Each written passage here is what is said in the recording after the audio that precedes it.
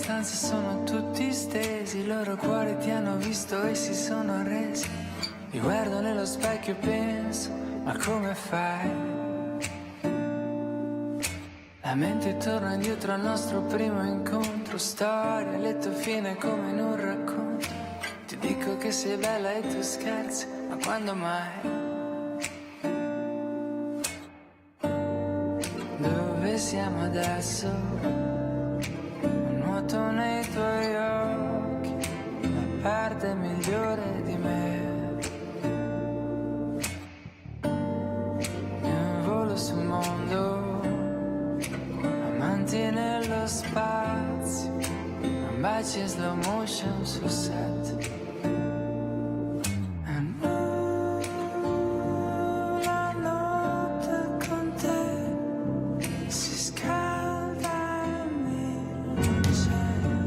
Esteemed guests, welcome to the 74th National Book Awards ceremony. Tonight's host is LeVar Burton, renowned actor, director, producer, and lifelong literacy advocate, whose decades-long body of work includes Roots, Star Trek: The Next Generation, and Reading Rainbow. He is the honored recipient of 7 NAACP awards, a Peabody Award, a Grammy Award, and 15 Emmy Awards. Please welcome LeVar Burton.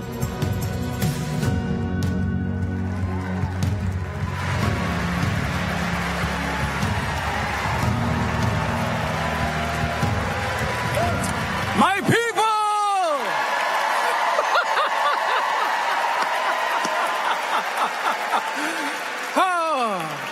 Thank you.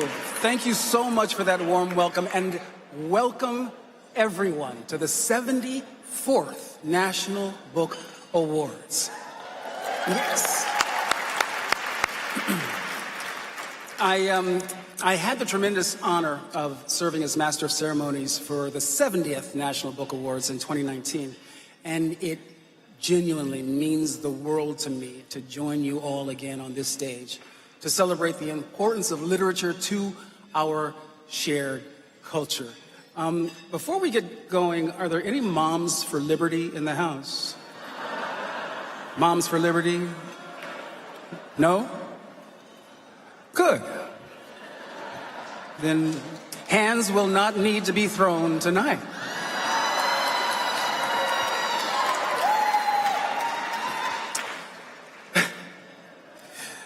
We call the National Book Awards ceremony the biggest night for books, and I've been saying for the last 3 weeks that this is, on the planet, the best room to be in on this night.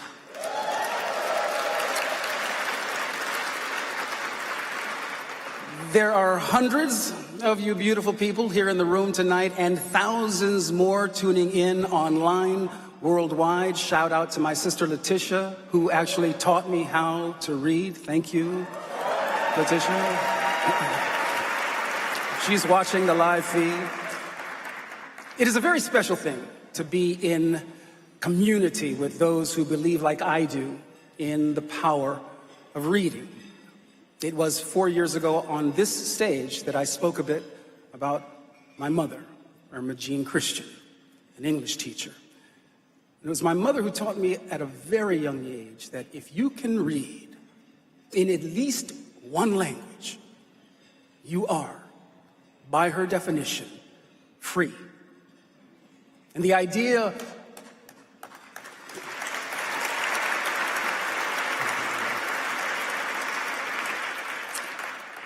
of freedom feels especially fraught in this global political moment. There are wars and rumors of wars and the machineries of war at work. On the home front, we are fighting for control of truth and how we interpret truth in this country. Books are being banned, words are being silenced, and writers and others who champion books are under attack. And there is a reason, I believe, why books are under attack. It's because they are so powerful.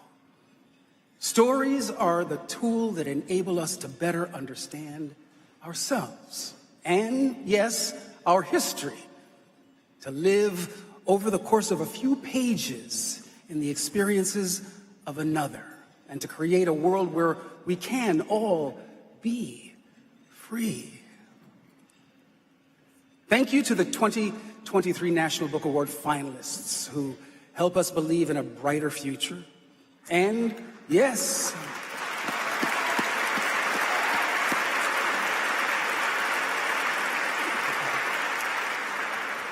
and who wield their words so masterfully with so much compassion and insight. So tonight, we are celebrating books set from literally around the corner to around the globe, from the past through the present and into the future. You see what I did there? The diversity of these works illuminate our shared humanity, our world as it is and as it could be. And now, it is my honor to welcome to the stage this evening's special guest, Miss Oprah Winfrey.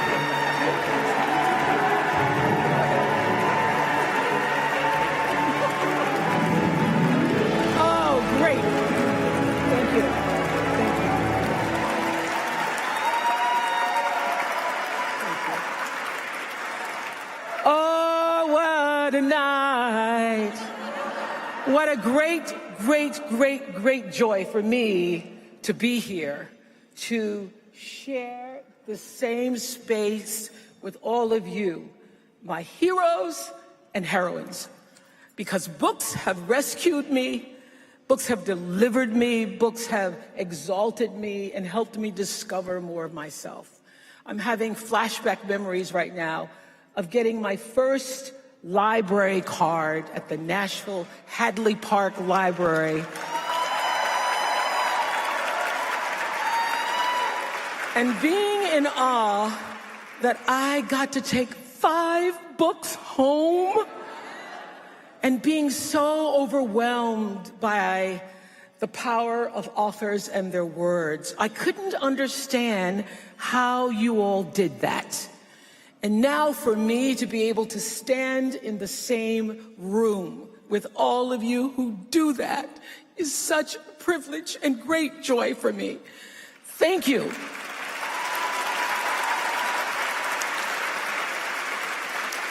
Thank you, Ruth Dickey, and the whole team at the National Book Foundation.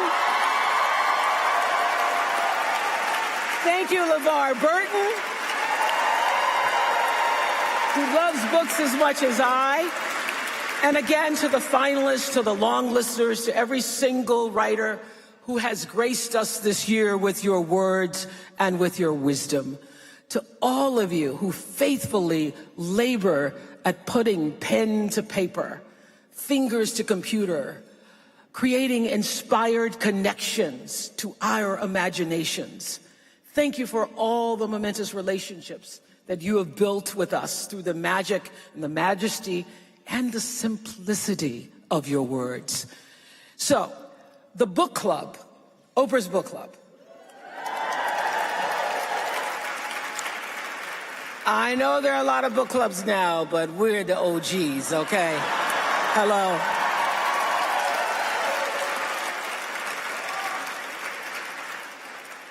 Back in 1996, the book club started on the Oprah Show because my producer, Alice McGee at the time, and I had our own private book exchanges going for years.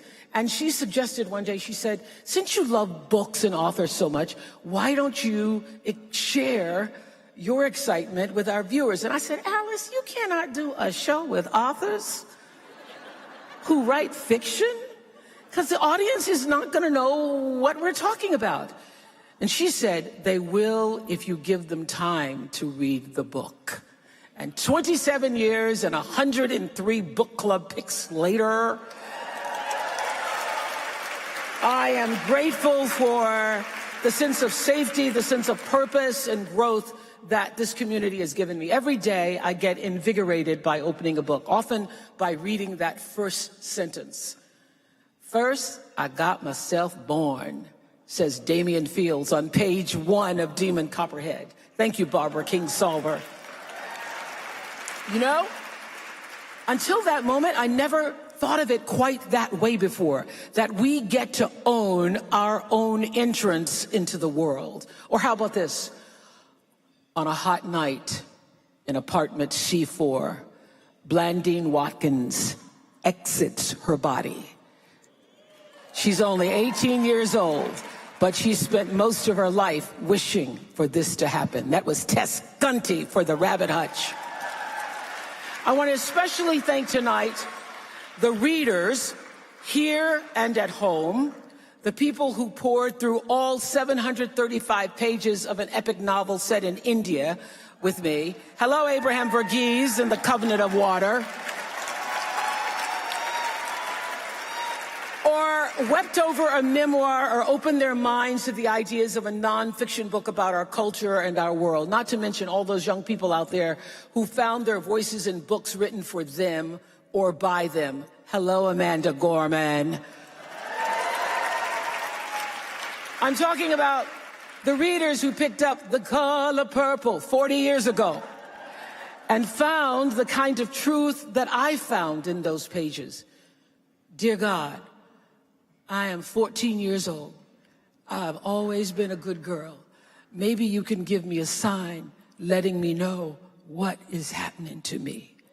Truth that translated into a movie, into a Broadway musical, and now the movie version of that musical opening this Christmas at a theater near you. That is the power of a story well told. Thank you, Alice Walker. It's been 24 years since my last time on this stage in front of this podium, and since then, as LeVar stated, between 2021 and 2022, the American Library Association saw a 70% increase in requests to ban books from public schools and libraries. And it's looking like this year is going to be even worse. Early data shows us that number has already risen by 20%. So over 75% of those books banned were specifically written for younger readers.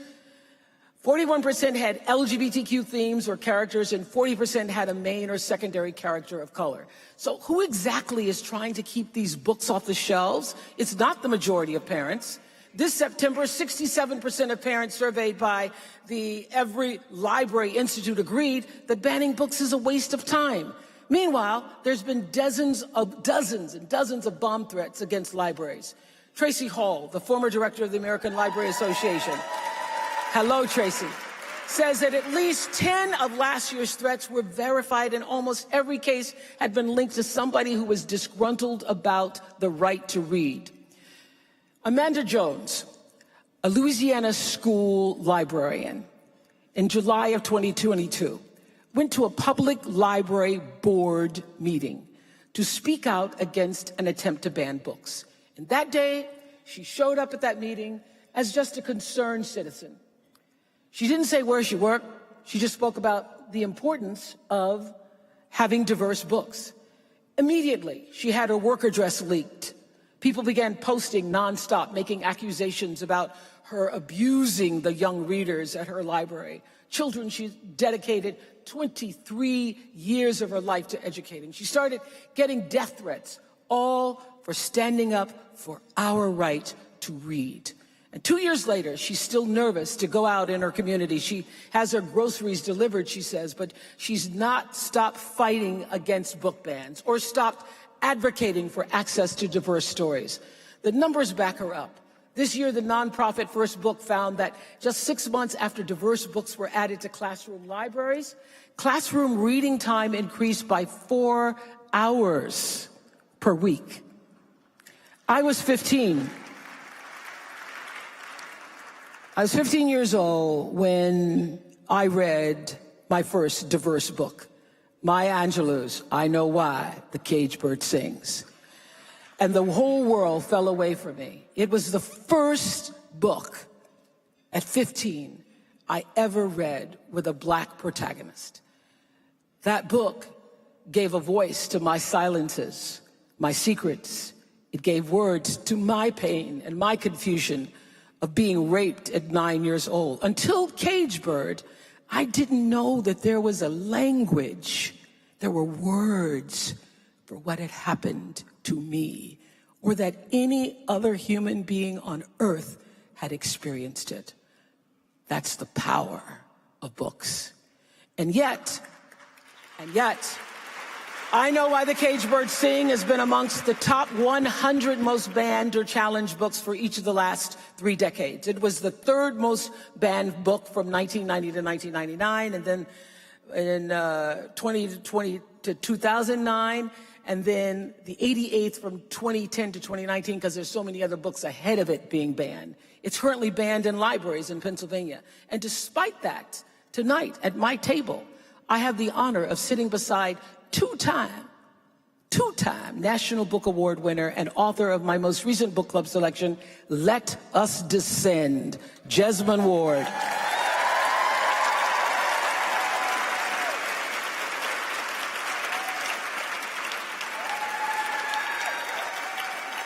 In 2022, Jesmyn's first novel, Salvage the Bones, was challenged in Guilford County, North Carolina.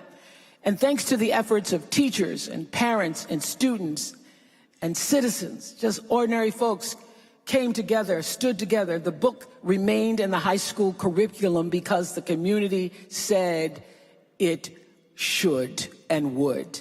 Make no mistake, to ban books is to snuff out the flame of truth, of what it means to be alive, what it means to be aware, what it means to be engaged in the world. To ban books is to cut us off from one another, to shroud us in a solitary darkness, a soulless echo chamber. To ban books is to strangle off what sustains us and makes us better people. Connection and compassion, empathy, understanding. And my hope is that kids will come to reading for the same reason that all of us in this room have come to reading, to see themselves in the characters they meet, to feel recognized, to feel understood. And when someone feels understood, they can understand. They can pick up a book about people who they have nothing in common with and cry for them and root for them and celebrate with them. That's how reading spills into our everyday lives, how it opens us to the world, the whole world, not just our cozy corner of it. So let us vow to keep our books right where they belong, in reach of everyone to choose for themselves what to read, because that, dear friends, is called freedom. And as you know, I'm a great believer in Toni Morrison, who once said that the function of freedom is to free somebody else. So God bless you all here tonight for continuing to liberate us one page at a time. Thank you so much.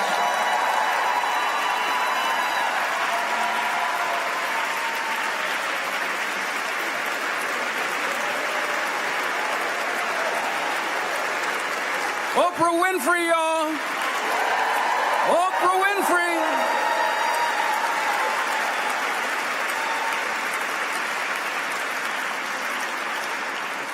Oprah, I'm now going to say one or two of the things that I was going to say before you jumped up and took the stage.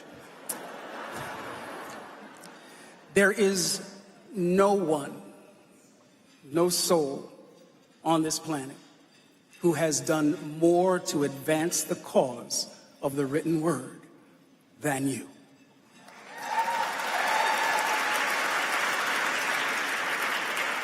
I shared with Oprah earlier this evening, we were taking a picture backstage, and I whispered to her, you know, for two people who are descendants of the enslaved to become symbols for literacy literature, and the written word.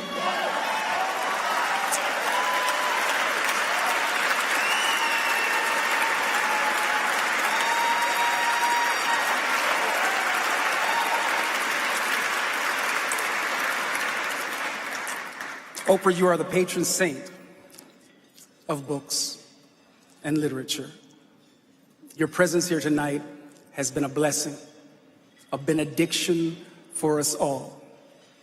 Thank you, thank you, thank you.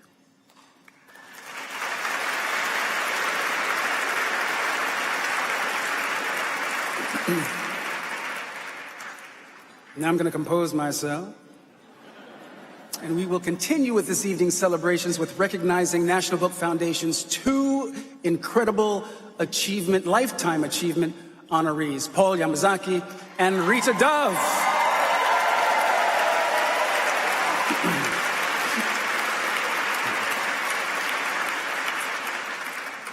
So first is the 2023 Literarian Award for Outstanding Service to the American literary community, which is given to recognize the honoree's remarkable dedication to expanding the audience for books and for reading. Past recipients include Lawrence Ferlinghetti, Dr. Maya Angelou, and most recently Tracy D. Hall, the former executive director of the American Library Association. And tonight's recipient is a lifelong bookseller who has paved a path forward for readers locally and globally. And here to present the award to Paul Yamazaki is 2011 Literarian recipient himself, Mitchell Kaplan. Native of Miami Beach, Florida, Mitchell is the owner of the storied Books and Books, the venerated establishment in Miami, and the co-founder of the Miami Book Fair. Y'all, it gives me good pleasure to welcome to the stage Mr. Mitchell Kaplan.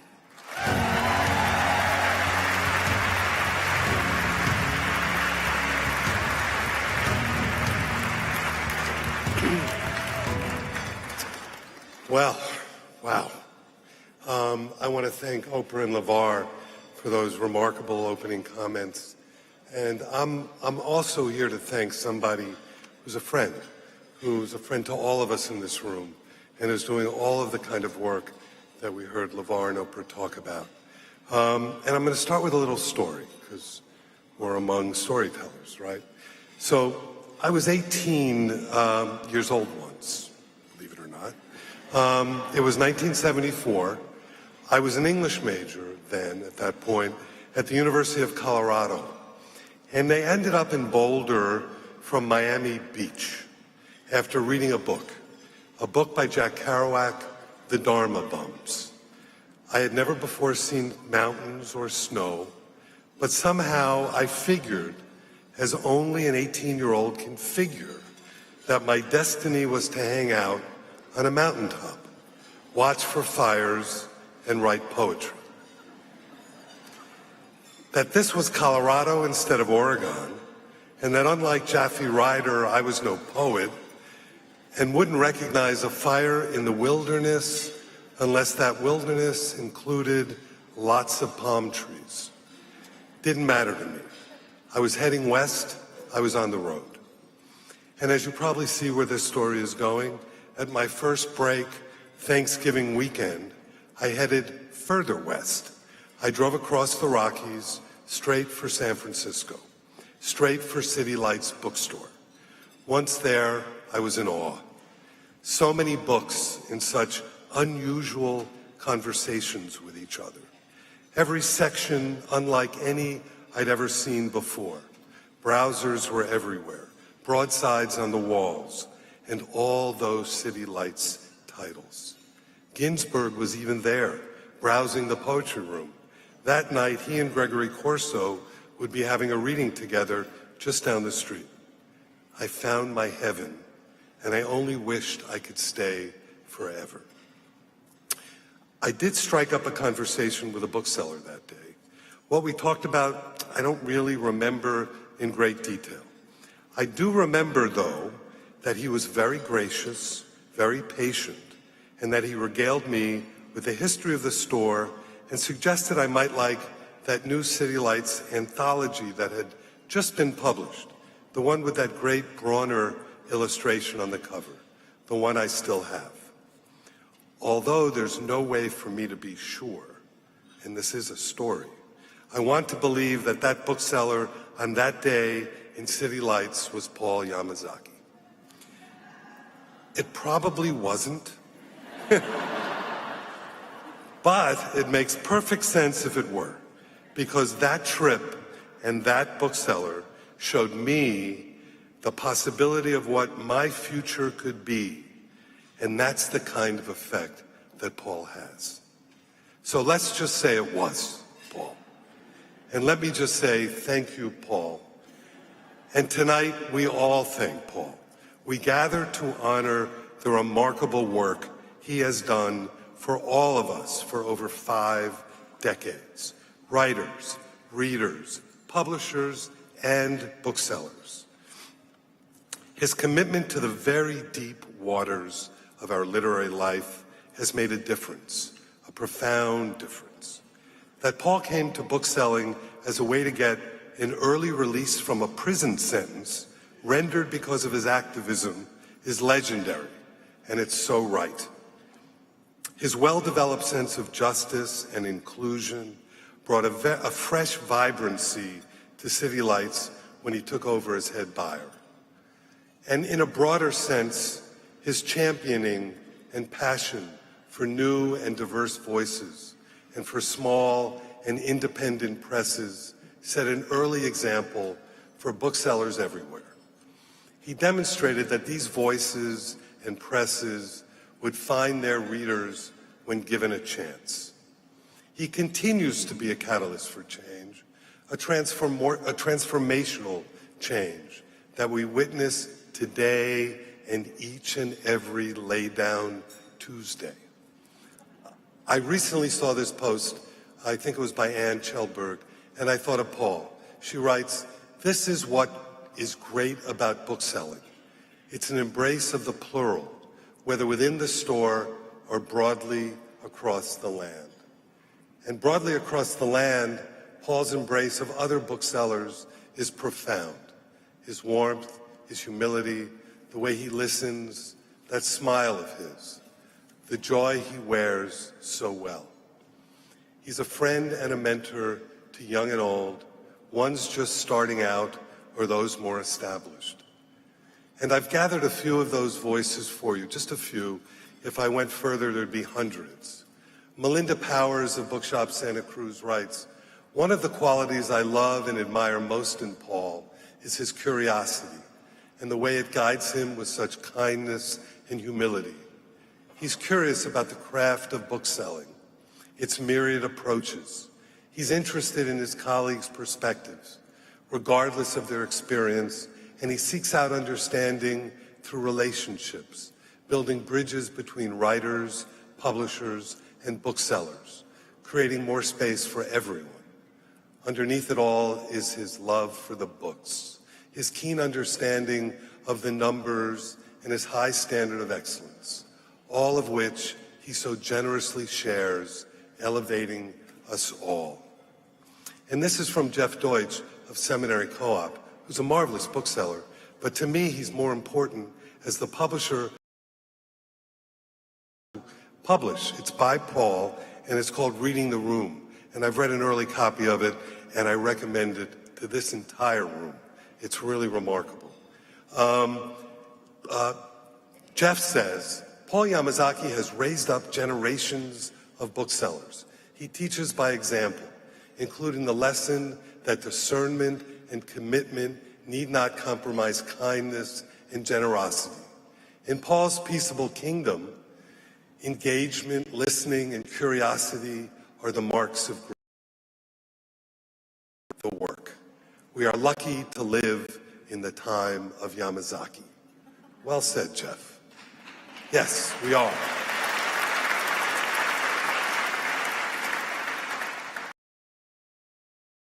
That wonderful podcast, Poured Over, writes, "Paul was the beacon I didn't know I needed when I met him 30 plus years ago. A cool cat, a dude who read everything, an Asian American bookseller. Paul held the door open for me, and I do the same because he taught me how. I stay because Paul stayed. Yeah. And if you've ever come to any literary events like these, or the old BEA or the American Bookseller Association convention, you know that there's Paul and Rick, right? So this is from Rick Simonson of Elliott Bay. Another hand for Rick, too, I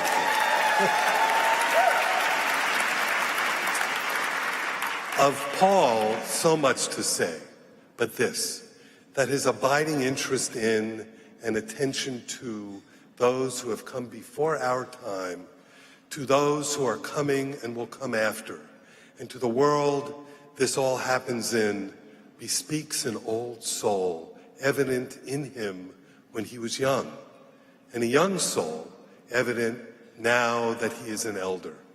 Paul Yamazaki carries the immensity and humility of being human with purpose, passion, and a radiant spirit that is rare among Square Books. Yes, Rick. From Richard Howarth, the founder of Square Books, says, Paul Yamazaki, one of the nicest people I have known, is the wise and gifted bookseller who, for a half-century, has given his head and heart and joy to one of America's iconic bookstores and its community. What a pleasure and great good fortune it is to have known him as a model, mentor, and drinking buddy. I mean, because, Paul, with a martini in hand, is an indication that all is right in the world, right? Anyone who's gone drinking with Paul knows that. And since I have the distinct pleasure of bestowing upon Paul Yamazaki the 2023 Literarian Award, I ask that all of us raise a glass to the American literary community. Paul Yamazaki, the Literarian Assistant.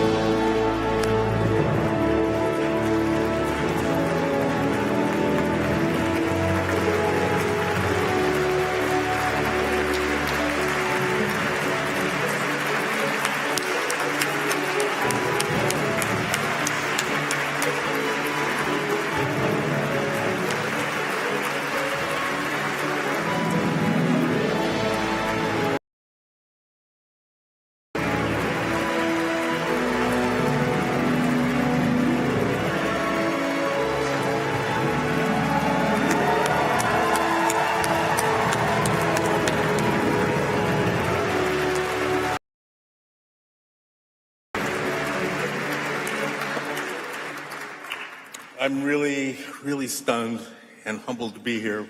There's so many people in this room who've meant so much to me, who've made me look a lot smarter than I actually am. But it's to be the recipient of the Literarian Award is such a tremendous honor. It's not something that you seek out. It's not something that you aspire to, but it is what we've heard so much tonight, our passion and curiosity for the written word, for the book, for what the authors do for us. It's right now, as we live in such troubled times and such turbulent times, it is the writers who really kind of bring forward how we're able to kind of determine a course through our lives. But it is what?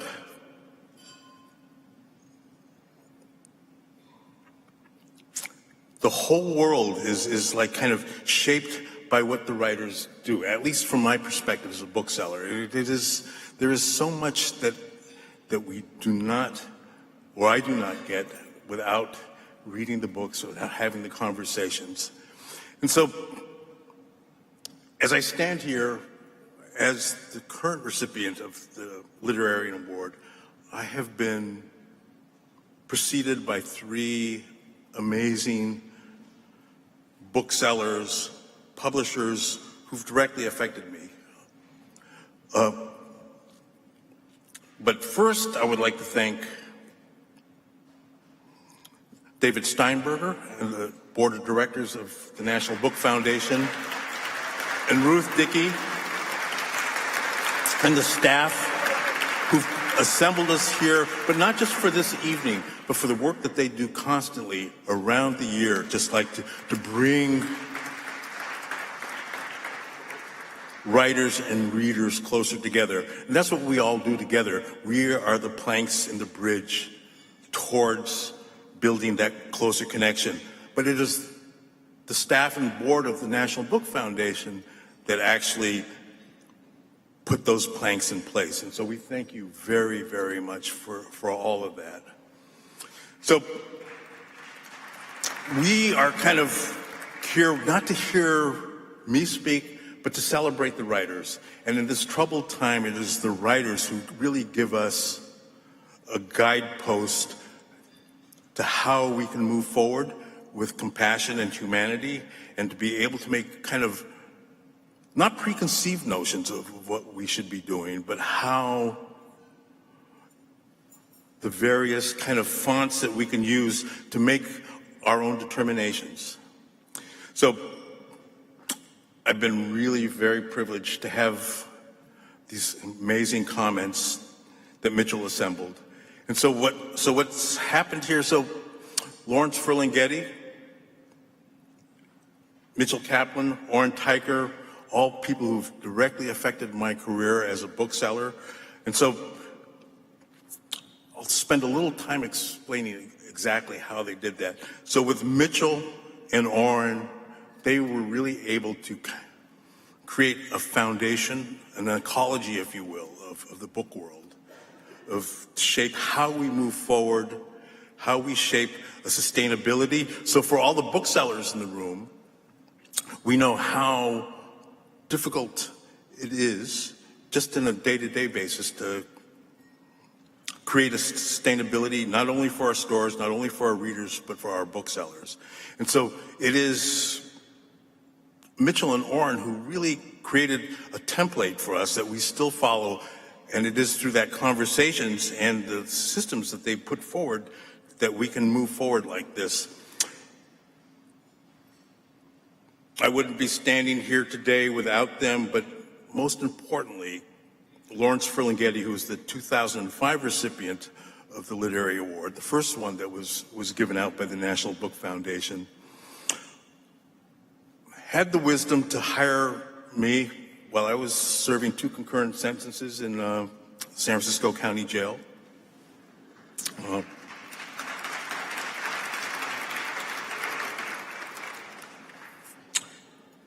And it is what Mitchell has done in Miami, what Lawrence did with me, is to show that if you don't shut doors, if you open the doors, there is so much that is possible. There is so much that we can do. The authors here today and who've been nominated on long list, short list, the ones that we as booksellers and librarians are able to kind of have the privilege of presenting to our readers, offer so many different bridges and pathways to think about how we resolve our various issues in the world today. So as we move forward, we have to kind of, each one of us, question how we do our books. It's for editors, for booksellers, there's always finite space. There's the economics of what we do, there's the space of what we do, and it is kind of the privilege of the bookseller that we're able to take for each one of our individual communities, one of our individual readers, how we're able to bring those readers forward. And I think one of the things that's so key, that what Mitchell has done in Miami is to show that if you open the doors, if you don't shut the doors, you will be able people will come in, they will walk with you. And I think one of the major things for me as a bookseller over the years is that trust the writer, trust the reader, and you really don't have to think about much else, because if you have that trust, if you have that conversation, people will walk with you. And it is kind of like after 5 decades as a bookseller, I can categorically state that trust is always there. And so for all of us together, we can continue to build those reading audiences. And I think right now it's so important that in the turmoil that we're facing right now, and we can see this with all the nominees and all the categories today, that each one of them gives an individual path for us to think about, to follow, to be able to kind of cogitate upon and move forward. So I'd like to thank, all my planned remarks, I've just kind of thrown out the window, kind of like what Mr. Burton, what Ms. Winfrey, what Mitchell have all done have kind of so beautifully encapsulated what our purpose is here today. And so I would like to thank all of you so much for bestowing this upon me, to have these conversations, and to move forward. And so we know that there's a lot of work that we all have to do about race and class, about how the conflicts in the world are going, but it is the authors today and moving forward that will help us set those guideposts to have these conversations. But thank you, Mitchell. Thank you, Rick Simonson. Thank you for all the booksellers in this room. Thank you for my colleagues at City Lights who've made this all possible for me. And most of all, my wife, Sarah Chin, who kind of has guided me through this whole process. And so thank you very much.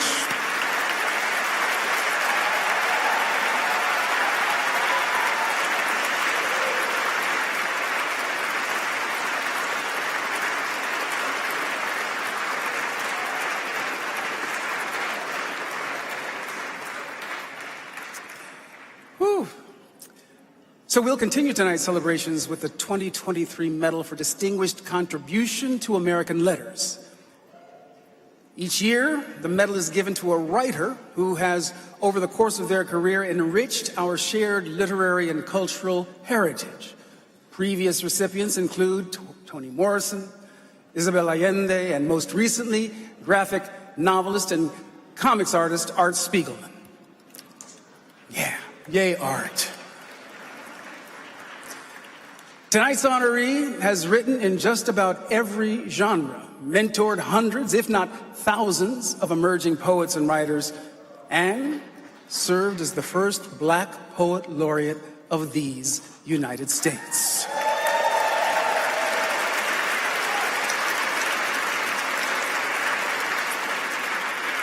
Here to present the medal to Rita Dove is Mr. Jericho Brown.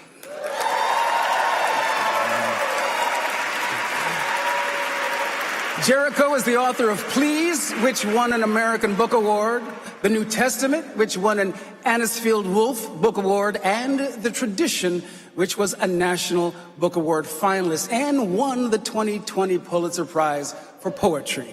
Ladies and gentlemen, give it up for Jericho Brown.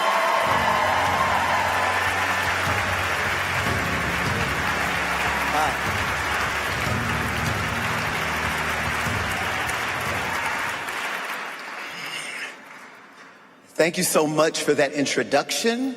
I hope my sister saw that LeVar Burton said my name. Thank you to the National Book Foundation for inviting me here. It's so nice to be in a room where everyone knows I'm a poet and nobody is stressed out about it. I know for a fact that in this room, no one has ever tried to ban a book by Jericho Brown. I don't know that in every room, but give yourselves a hand. Give yourselves a hand. So I feel at home here, though I've traveled some distance. I have come all the way from Georgia, so you can hear and see me thank God for sending a particular poet to walk the earth with us, a light that shines brighter than my tuxedo. My challenge today is to tell you just one of the many ways my life has been changed by the lady you know as the Pulitzer Prize winner, the former Poet Laureate of the United States of America, the lady we refer to around my house as our best example, the lady I refer to in my mind as my sister. Tonight's Medal for Distinguished Contribution to American Letters recipient, Rita Dove.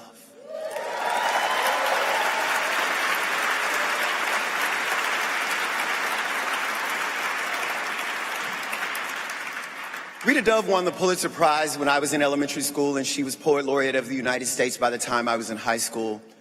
I'm going to pause there because I know you're writers, so you need time to do some math. I imagine I don't have to tell you what seeing Rita's face on posters in the schools and libraries where I was reared meant to me and my sense of possibility for living my life as a poet. Possibility is a particularly strong word for us, the people who populate this room, each of us showing up just to make sure, no, I'm not crazy, or at least I'm not the only crazy one. Possibility is what allows us the nerve to write and to believe that something can be made of our scribbles. Most of us are here in spite of, and sometimes because of, the fact that someone else thought the life we chose, the artist's life, was not a sustainable life. And here we are, proving the naysayers wrong.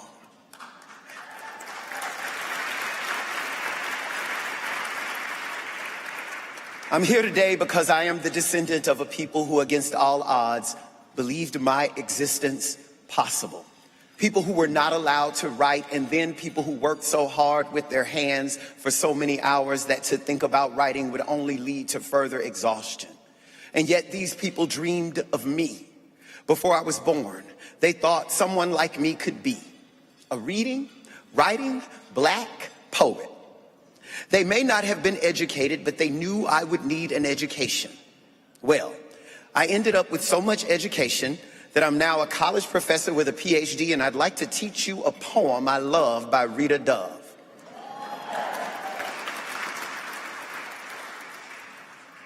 Canary, from Michael S. Harper. Billie Holiday's burned voice had as many shadows as lights, a mournful candelabra against a sleek piano, the gardenia, her signature, under that ruined face. Now you're cooking, drummer to bass, magic spoon, magic needle. Take all day if you have to, with your mirror and your bracelet of song. Fact is, the invention of women under siege has been to sharpen love in the service of myth. If you can't be free, be a mystery. I love that poem.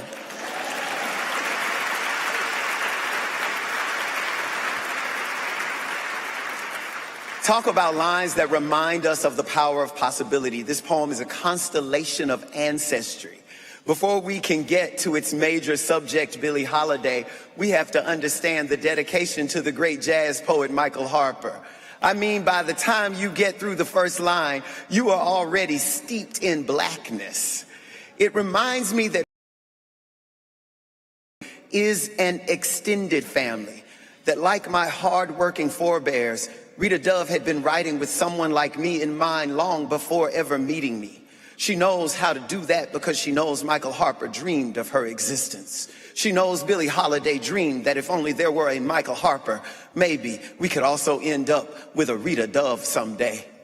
The poem, as so many Rita Dove poems do, lets me know that it is okay for me to expect that everyone ought to prepare for and know the tradition from which I was born, just as much as I am prepared for and know the tradition from which past recipients of this honor, like Ray Bradbury and Arthur Miller and John Ashbery, were born. If poetry is something we can use, then this poem fights for us. It lets us know that some of the feelings we once had of invisibility had a lot to do with who we thought needed to be looking at us. And it doubles down on that directive in one final line of a commandment. If you can't be free, be a mystery.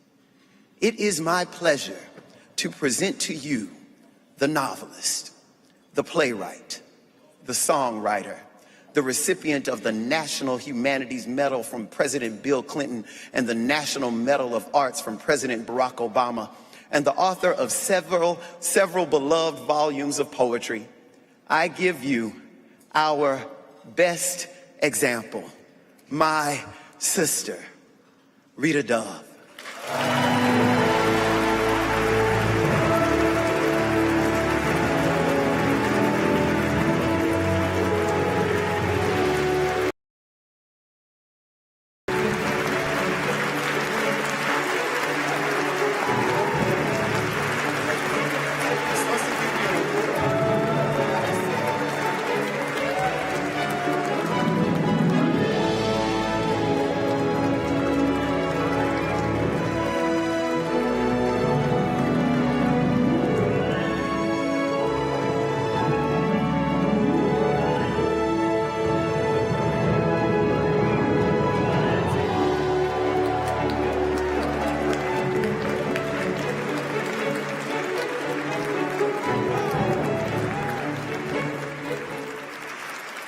Oh, Jericho. Wow. Thank you, man. I'm going to try to step up onto that crystal stair you just laid out, you know? And that's Langston Hughes, for those of you who don't know. Foundation and the board of directors, its tireless staff, my deepest gratitude. I can't even explain what an honor this is, but I do have a confession for you. From the moment that Ruth Dickey told me I would be acceptance speech, and not because of this particular audience, because you know the labor behind failure. You are in essence.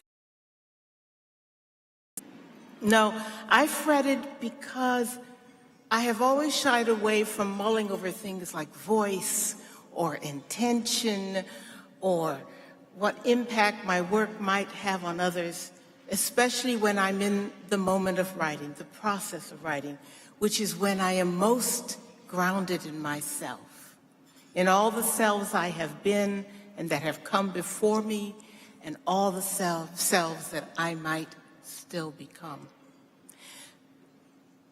So how then could I compose 3 to 5 minutes worth of sentences when a poet can easily spend 3 to 5 hours debating the effect of a comma versus a dash? I think that the translators and best that what a poet manages to ink onto a page or put into a computer's memory, as it were, is just a silhouette, a shadow of that essential enigma that we call life. The poet is called upon to use words like stepping stones to carry herself and her readers across that unarticulated turbulence, the unworded depths within us. Granted, that's pretty frightening stuff, which may be why many people are wary of poetry, afraid they won't understand it the right way. In today's endangered intellectual climate, my cynical self might say that it's why the woefully growing list of censored and banned books in America's schools and libraries includes relatively little poetry, unless a commercial success pricks the ears of those reactionary book burners who, rather than risk being asked to explain what exactly it is that strikes them as dangerous in our stanzas, have left us to our corner of the sky, hoping that no one can hear us above their shouts. but we keep on strumming our harps. Distributors, marketers, booksellers, and readers who help keep those strings tuned. So tonight I would like to give proper thanks to a few of those villagers who've helped me along the way. To Jerry Costanzo at Carnegie Mellon University Press, who 40-plus years ago, I can't believe that, believed in a fledgling poet enough to publish my first 3 books, and gave me his blessing when W.W. Norton came calling. And then to the inimitable Carol Hoke Smith, my editor at Norton for 20 years. Yeah. Until her death in 2009, and to my editor now, who seems to know just when I need a hug or a nudge. And of course, to my partner in crime and passion for nearly half a century, my husband, Fred Febon.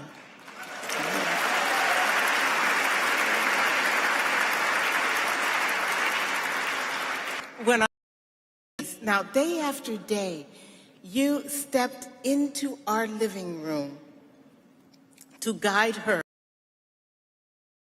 adventures. She still remembers the volcano episode, by the way. And it was a time when to glimpse a portion of that luminous rainbow arch meant promise. I hope that this nation can find that open-hearted joy again. For the fear that has engendered so much hate that has closed minds and stifled imagination is precisely what literature, what all art, seeks to dismantle. So I thank you all for being here and sustaining me. Thank you.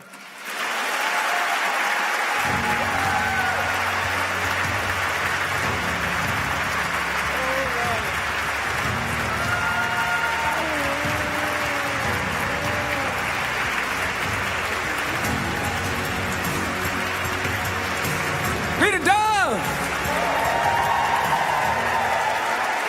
Rita Dove!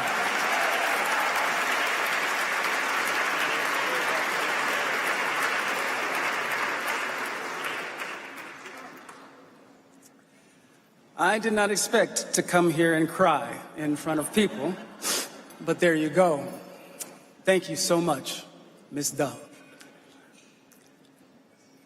You know, she said something really interesting about art, and I believe that artistic expression is, in fact, love.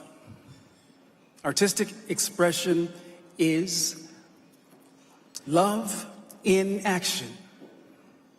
And so all of you in this room who have any connection to art and artistic endeavor, and for me, the written word is at the highest rung of art itself. God bless. God bless.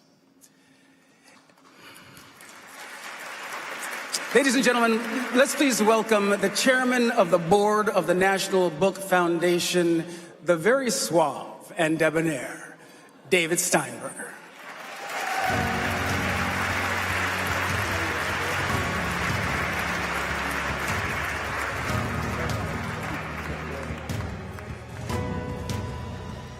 Thank you, LeVar.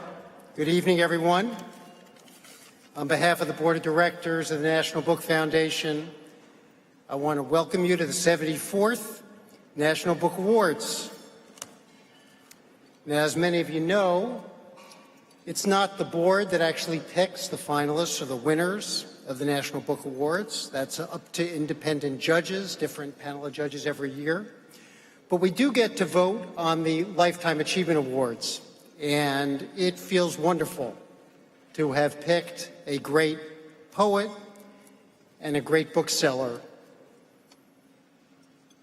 And tonight, I'm filled with gratitude, not only for this year's Lifetime honorees, but for all poets and all booksellers, and in fact for all librarians and publishers and editors and writers, and most especially for all readers, thank you, all of you, for making books central to your lives and for caring about our mission at the National Book Foundation. Now, those of you who know me or who've been here before know that I don't let an opportunity go by when I can recite the mission without doing that, right? Lisa Lucas, where's Lisa? Over here, right? So we've got a great mission to celebrate the best literature in the United States, expand its audience, and ensure books have a prominent place in our culture. That is why we're here tonight. Now, I don't have to tell you that it is a very challenging time in the world right now. The world seems very divided. There's a lot of sadness and anger and fear. And my heart goes out to everyone who's in pain. There's a lot of pain out there. And my wish for everyone who's with us tonight, people in the room and people who are joining us from their homes, is that books and our love of books can help us all find understanding, compassion, gratitude, and connection with one another. That our common love of books helps bring us all together, all of us. That's my sincere wish for tonight. And I feel good about that wish, the way things are going so far this evening. Now, my gratitude tonight also extends especially to our sponsors. I have to thank a few people. So thank you to Penguin Random House, Barnes & Noble, BPG, Central National Gottsman Foundation, Simon & Schuster, 20th Century Studios, Amazon, Apple, Audible, Books A Million, Book of the Month, Dior, Google, Hachette, HarperCollins, Hearst, Ingram, Macmillan, and Scholastic. Additional thanks to the Susan S. and Kenneth L. Wallach Foundation, the Stephen M. and Joyce E. Tadler Charitable Trust, Deborah Wiley and Karen and Marcus Dole. And to all those who donated, thank you. Thank you all. Okay. We now have a brief video. Thank you again for being here, and thank you for sharing our belief in the power of books.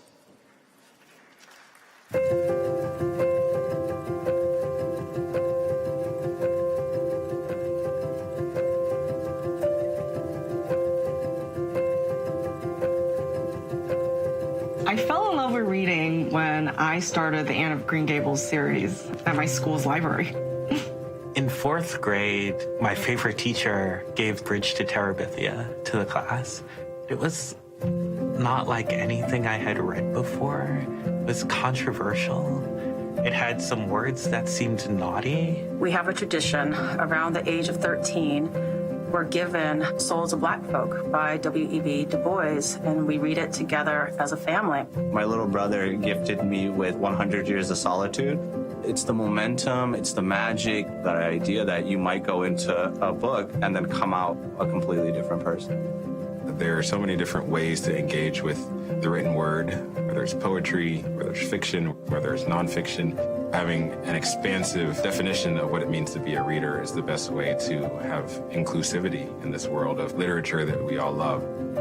When I think about books I've loved, including many of the books that the National Book Foundation has honored, I think about how the reader emerges from those books better able to love herself and to love other people, and therefore better able to fight for justice. National Book Foundation does so many events all over America, and you see really the diversity of America and the different types of readers that are here in one room, almost like coming into the fold of a community of writers. Building readers means creating opportunities for people to have extraordinary experiences with books and writers. We partner with nonprofits and libraries and universities to bring writers all around the country. We need champions for books, especially in this moment. And we also need lots of different opportunities for people to connect with books and find the books that resonate for them, for everyone to be able to find the book that may change their lives. When young people have access to books, their world is bigger. They're able to have a bigger imagination, to know more outside of their own communities, to become better writers. They're able to be even more confident in who they are, especially when books reflect their stories, their identities, and celebrate that. For them to choose the story that they want to read, you can't even measure the impact, how that would bring them and develop their reading journey of their own. Reading teaches us empathy. They can do anything. They can go anywhere. When you give somebody a book, they can experience something unlike anything they might have otherwise experienced. That's one of the reasons I love translated literature, is you're giving somebody an exploration into a different country, a different world, different beliefs and understanding. That National Book Awards is just sort of changing the boundaries of how we engage with text and making it really accessible to young people. The National Book Awards are incredibly special, in part because it's an opportunity for authors to get recognition for all the work that they do behind closed doors, sometimes in the dead of night, to try to tell a story.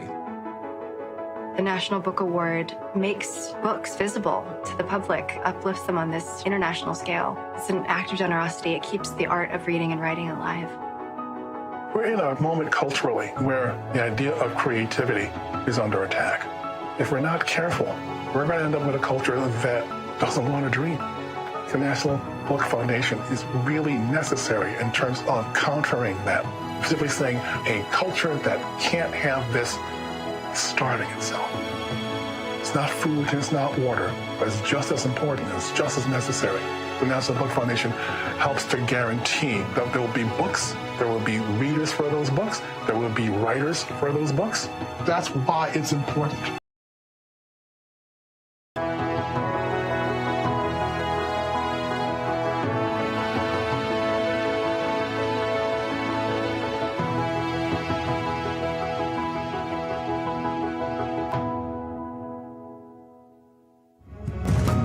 Please welcome to the stage Ruth Dickey, Executive Director of the National Book Foundation.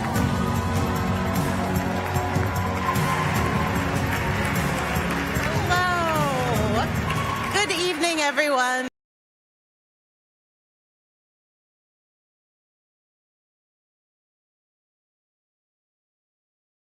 Talk about the work that we do year-round supporting readers. As you just saw in that great video, through a slate of education and public programs, the National Book Foundation has reached from the Mississippi Delta to Huntsville, Texas. In May, National Book Award honorees Tess Gunty and Tommy Orange joined us in Montana for events at Salish Kootenai College, a community college on the Flathead Reservation, and with Elk River Arts and Lectures in Livingston, Montana. Yeah, it was amazing. Attendees thanked us to be with us.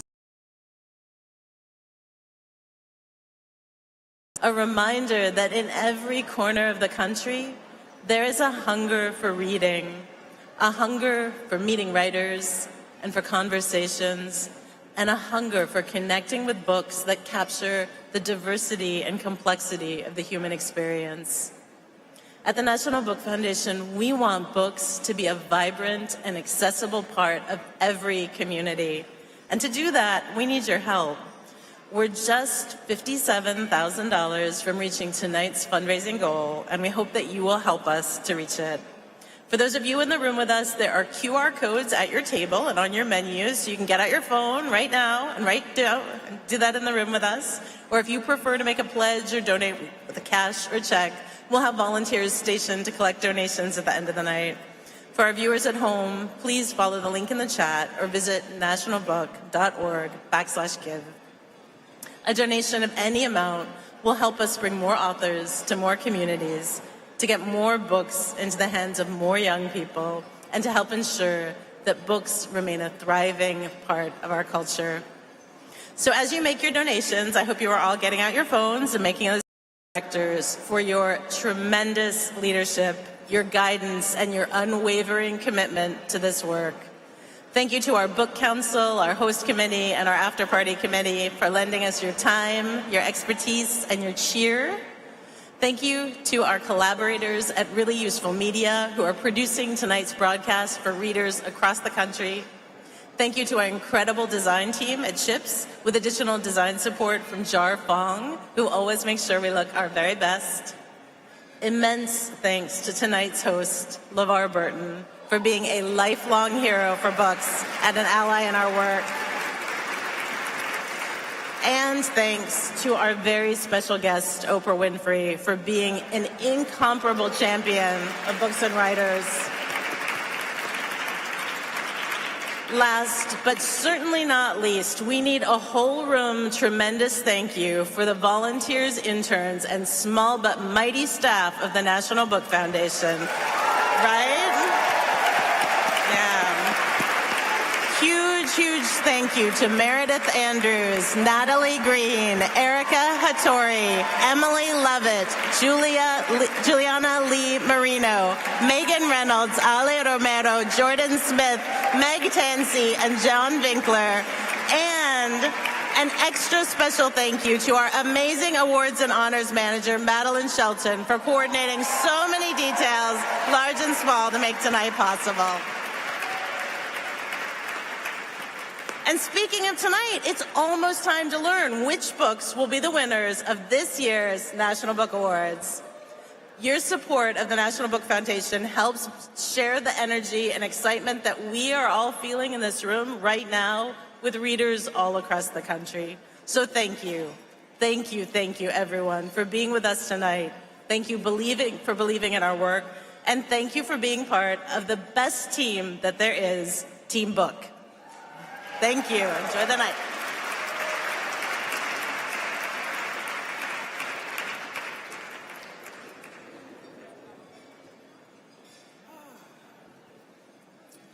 Okay, I would love to remind everyone how critical it is for all of us to support the year-round work of the National Book Foundation to reach readers everywhere. As Ruth said, we have just $57,000 left to meet our goals. So before you leave tonight, or close your computer if you are at home, please join us in supporting readers and books all year long. You know, one of the most exciting and special parts of the National Book Awards are that no one knows who the winners are in advance. Not the board of directors or the staff or even me. I asked, they wouldn't tell me. Earlier today, the 5 judges in all 5 categories made their final decisions, and we all are sharing in the excitement to hear the news made public live on this stage tonight. The winners will be announced by the chair of each category, presented in reverse alphabetical order. First, young people's literature, then translated literature, poetry, nonfiction, and finally, fiction. We have a few more surprises up our sleeve this evening, 5 to be exact. Each category and panel chair will be introduced by the voice of a fellow book lover helping us to celebrate from afar. First, we have award-winning actress, singer, and author to introduce the finalists for the 2023 National Book Award for Young People's Literature, and panel chair Dr. Claudette S. McClenn introducing Julie Andrews. In the hands of a young person, books are nothing short of transformative. This year's finalists for the 2023 National Book Award for Young People's Literature include novels, a graphic memoir, and a picture book. Readers follow young protagonists full of both love and embarrassment for their families, from rural Vermont to Disney World. These stories remind us that words matter tremendously, and that histories should be re-examined in the United States and abroad to help young readers better understand the world and their places within it. The panel chair for this year's National Book Award for Young People's Literature is Claudette S. McClin, the Executive Director of the Center for the Study of Multicultural Children's Literature.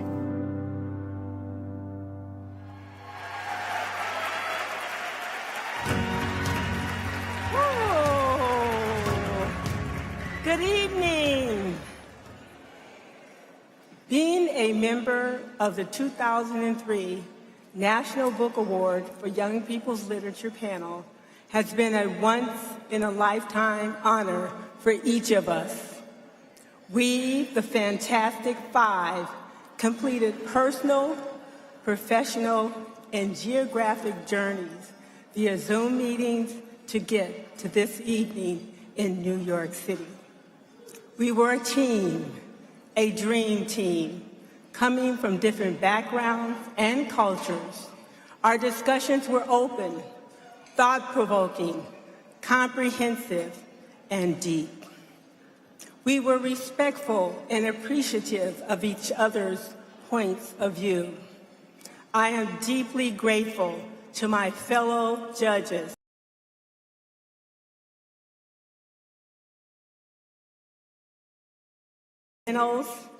Saba Tahir, it was a privilege to work together to select these fabulous finalists.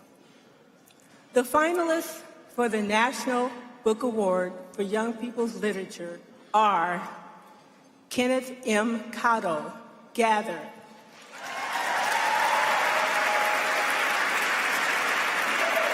Candlewick Press. Huda Fahmy. Huda F. Cares. Dial Books for Young Readers and Penguin Random House. Vashti Harrison, Big. Little Brown Books for Young Readers, Hatchet Book Group. Catherine Marsh, The Lost Year, A Survival Story of the Ukrainian Famine. Roaring Brook Press, Macmillan Publishers. And Dan Santak, A First Time for Everything. First, second, Macmillan Publishers.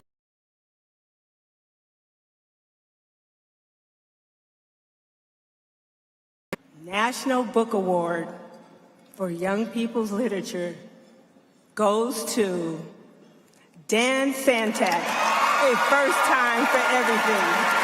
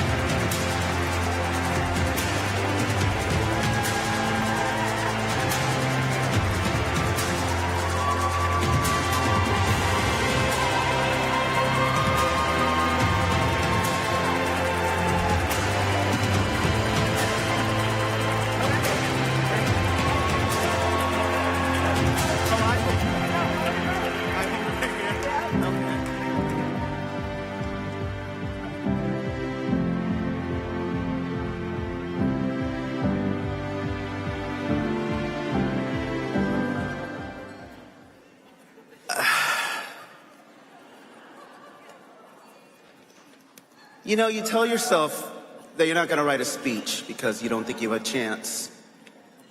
And I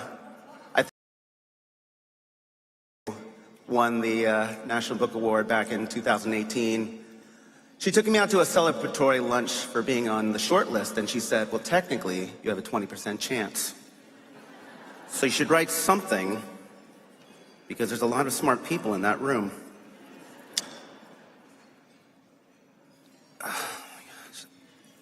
Thank you so much. My four fellow finalists who have had the lovely honor of authors who were also named. I'd like to thank everyone at the National Book Award Committee, and especially this year's judges, for selecting such a diverse range of books from young adult to middle grade and picture books and graphic novels, which demonstrate that a wide variety of stories can be worthy of such high praise. I'd like to thank my editor, Connie Hsu, who has been my arbiter of literary taste for almost 10 years.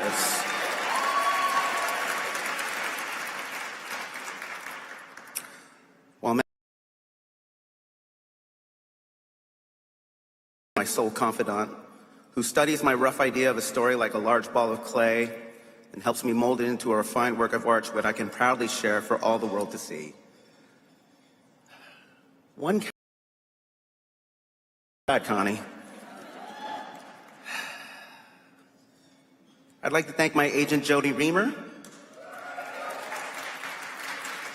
for her ability to skillfully help manage my career for almost 15 years. She's been a steadfast supporter of my ideas and ambitions of this once young, insecure artist, and helped me navigate the course towards a wonderful career that I have today. More importantly, I value your friendship and the close bond we have as friends. I'd like to thank my lovely wife, Leah, who endures the sometimes chaotic months and years of a writer who can become so passionate in his ambitions that he would consume his own soul to craft a work of art. It is not easy being the soulmate of a man who is... You're often asked to pull double duty as a parent for days and sometimes weeks while I'm on book tours and school visits, while you skillfully navigate your own ambitions as a scientist in the challenging field of biology. You allow me the freedom to chase my ambitions, dreams. I'd like to thank everyone at Macmillan Publishing, most notably Kirk Benshaw for his meticulous eye as an art director, Morgan Rath, Molly Ellis, Jen Besser, John Yaegd, and many others, far too many to name, who helped get a first time for everything out into the world. Last but not least, I'd like to thank my mother, who I think is watching right now, who saw her young, insecure child endure the struggles of growing up through the tumultuous years of adolescence and gently pushed them out the door to show his young, innocent mind that despite the awkward and awful experiences we can sometimes experience in life, that the world is immense, and that within that vast world, there is also great kindness and love. Thank you very much.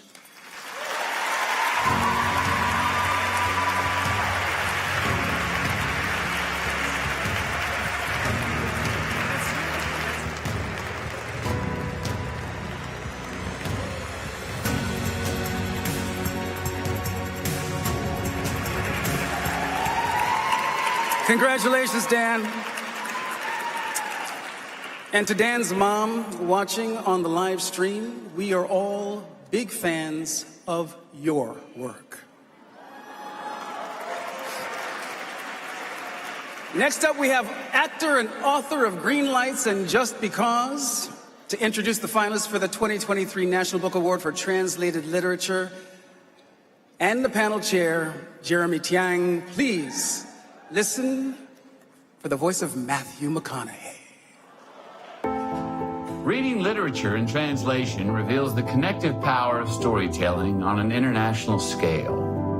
The finalists for the 2023 National Book Award for Translated Literature blur fantasy and reality within their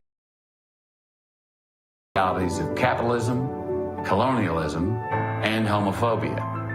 Characters, old and young, chase the possibility of freedom and expand the limits of our imaginations. These works were translated into English from Dutch, French, Korean, Portuguese, and Spanish. The panel chair for this year's National Book Award for Translated Literature is Jeremy Tiang, novelist, playwright, and translator of over 20 books from Chinese.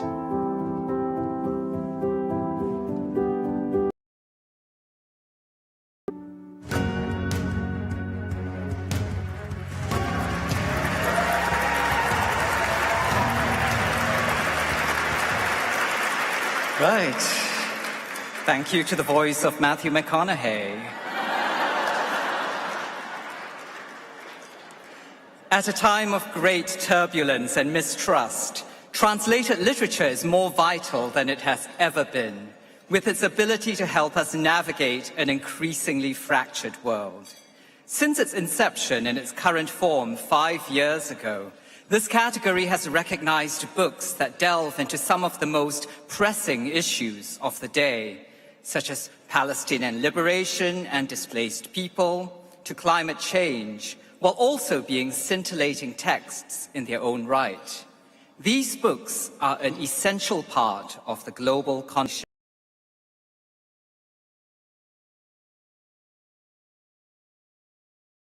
and publishers. This year's finalists are no exception, ranging from a tender coming-of-age and coming-out queer novel from Brazil to a reckoning with colonial legacy in Senegal, from an elliptical portrait of a troubled childhood in Colombia to a spiky, surreal collection of short stories from South Korea and a fractured Surinamese narrative of queer actualization. It was near impossible to choose between these treasures, and I have to thank my fellow judges Jeffrey Brock, Arthur Malcolm Dixon, Christina Rodriguez, and Tracy Deneen Sharpley-Whiting for the months of reading and intense discussion with which they now difficult of decisions. We are all grateful to the National Book Foundation, particularly to Ruth Dickey and Madeline Shelton, for guiding us through this process. The 5 finalists for the National Book Award for Translated Literature are Bora Chung, Cursed Bunny, translated from the Korean by Anton He, Algonquin Books, Hachette Book Group. David Job, Beyond the Door of No Return, translated from the French by Sam Taylor, FSG Macmillan Publishers. Stênio Gardel, The Words That Remain, translated from the Portuguese by Bruna Dantas Lobato, New Vessel Press. Pilar Quintana, Abyss, translated from the Spanish by Lisa Dillman, World Editions.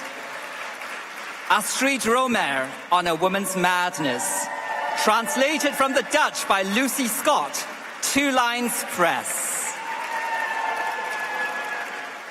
This year's National Book Award for Translated Literature goes to Stênio Gardel and Bruna Dantas Lobato for The Words That Remain, New Vessel Press.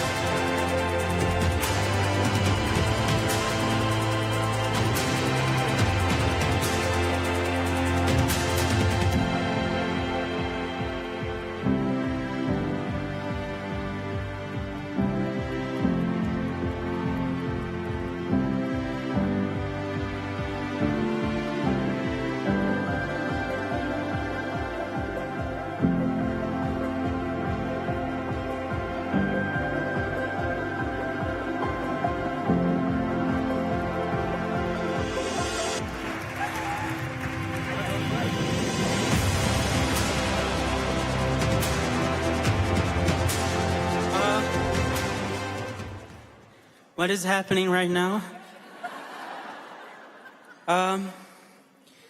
Thanks to the National Book Foundation and the judges. I dedicate this award to my mom, Irene.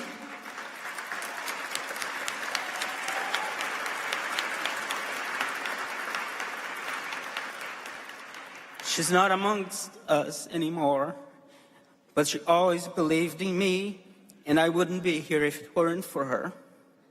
She was the best mom, and I miss her so much.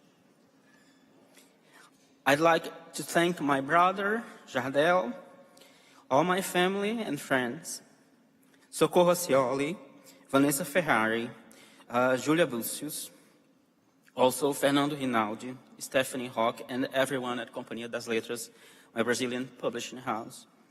And also Lucia Heath, Julia Verman, and everyone at Heath Agency. Finally, two special thanks to Bruna for capturing the heart and the breath of the book and writing them down in your own beautiful words. And to Michael Wise, publisher of New Vessel Press, for all your dedication and hard work, and for giving my novel such a wonderful home. Growing up as a gay boy in the hinterlands of northeast of Brazil, it was impossible for me to think, to dream of such an honor. But being here tonight as a gay man, receiving this award for a novel about another gay man's journey to self-acceptance, I wanted to say to everyone who ever felt wrong about themselves that your heart and your desire are true, and you are just as deserving as anybody else of having a fulfilling life and accomplishing possible dreams. Thank you. Have a great night.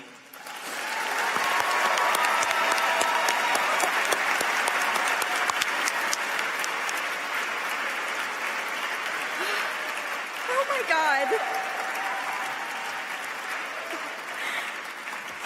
Hi. Thank you all so much to my fellow finalists, to the judges for reading hundreds of books, to Stanu for trusting me with his beautiful writing, and to our editors at New Vessel Press, Michael Wise and Jennifer Shu, for putting my name on the cover of that book where it belongs.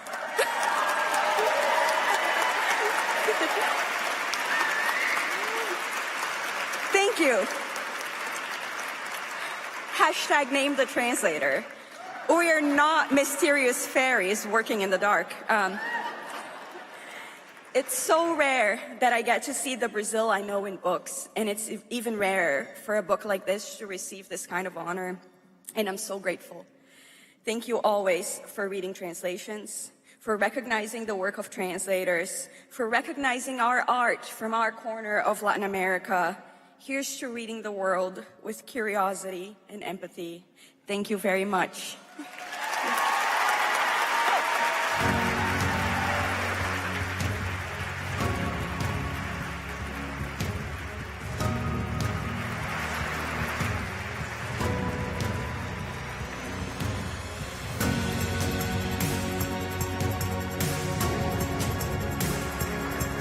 Congratulations, Stenio and Bruna.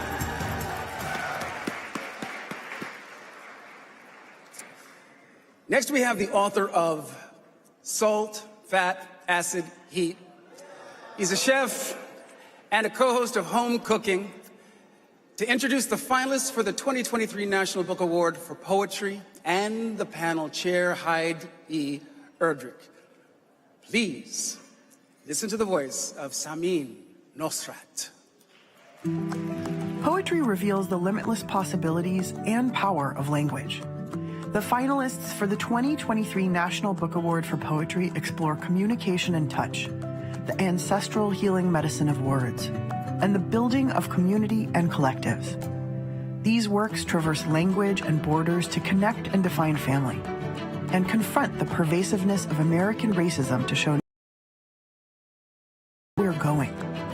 The panel chair for this year's National Book Award for Poetry is Hyde E. Erdrich, the author of 7 poetry collections, including Little Big Bully, a National Poetry Series winner.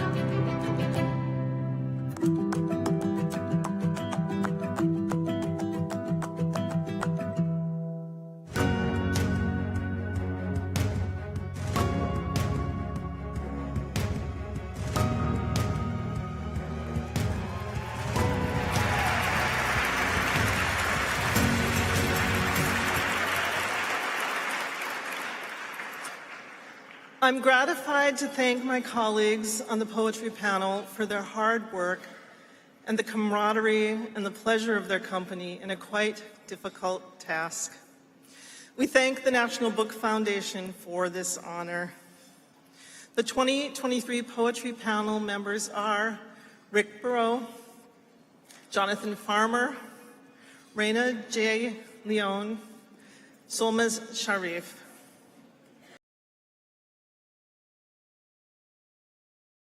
Privilege of celebrating poetry in a face of tremendously difficult moment in our history. While we have the joy of honoring powerful poems of beauty, language, love, family, history, trauma, genocide, colonial dispossession, and survivance, while we reward our accomplishment in our art form tonight, human suffering in Gaza is at the forefront of our thoughts. Celebration and grief seem opposed, but in my life and in my recent interactions with those in the U.S., poetry is what we reach for in our grief. As Mahmoud Darwish wrote, a poem in a difficult time is beautiful flowers in a cemetery. These past 6 months of panel conversation around hundreds of poetry collections has been deep work. We are all enlarged by what we've read. We found voices that continue to sound in our minds. Several of these books made it into our long list and then short list, but hundreds more did not. We salute every poet whose books were up for consideration, and we thank you for your words.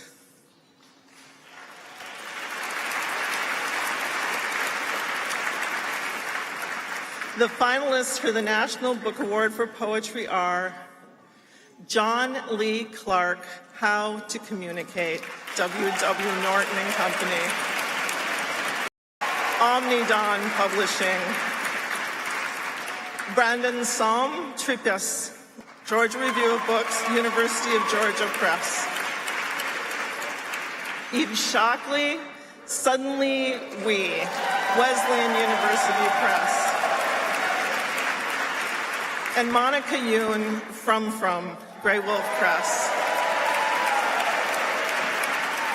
This year's National Book Award for Poetry goes to, from unincorporated territory, Amat, Craig Santos Perez.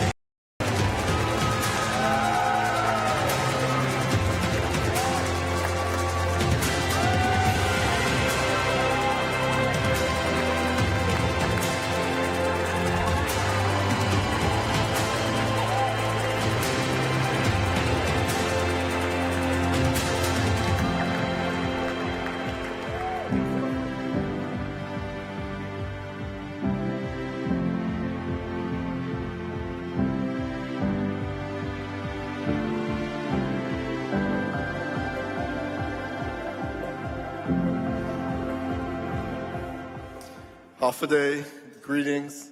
Sainama Asi to the National Book Foundation. Sainama Asi, thank you to Hyde and all the judges. And Sainama Asi to all the poetry finalists, all of whom I consider friends and whose work I admire. I want to thank my partner, Olivia. I haven't written for about a year, and she's been so supportive of me and is getting me to write again. So thank you.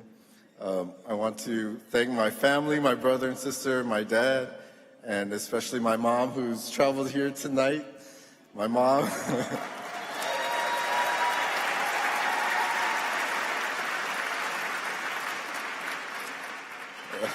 I'm from a very small island of Guam, and there's only one bookstore, and when I was a kid, my mom would take me there every week to always buy me a book. And she instilled the love of reading and writing from a very young age. So thank you, Mom. I love you so much.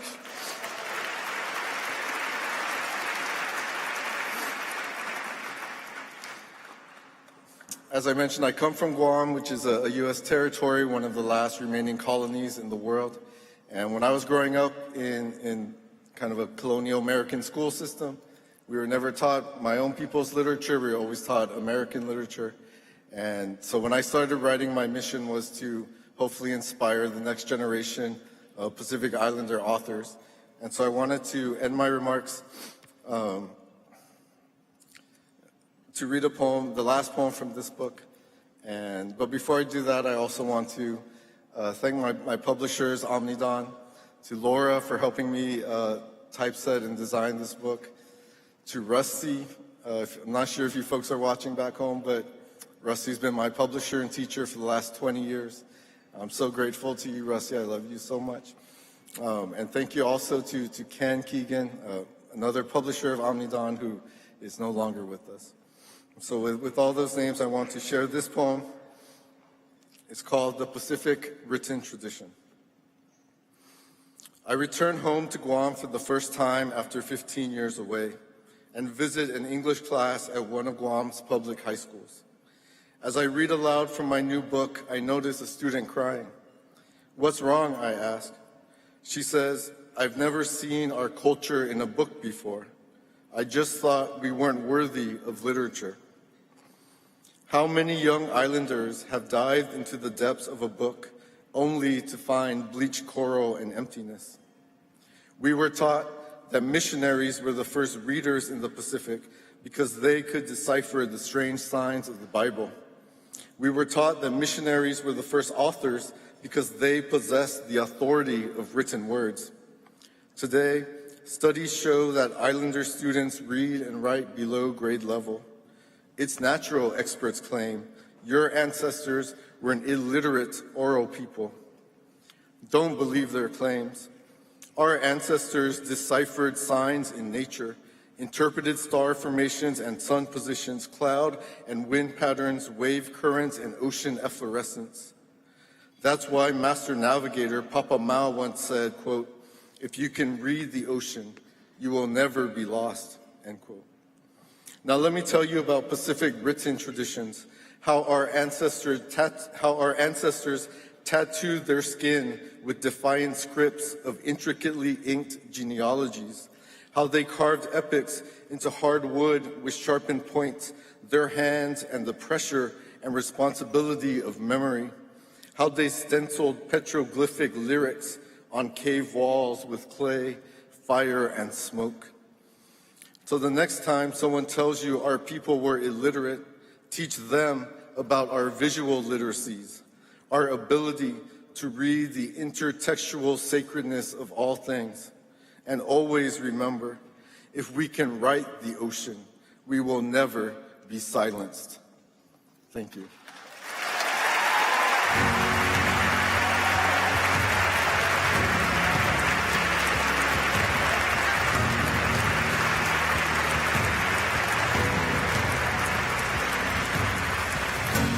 Congratulations, Craig.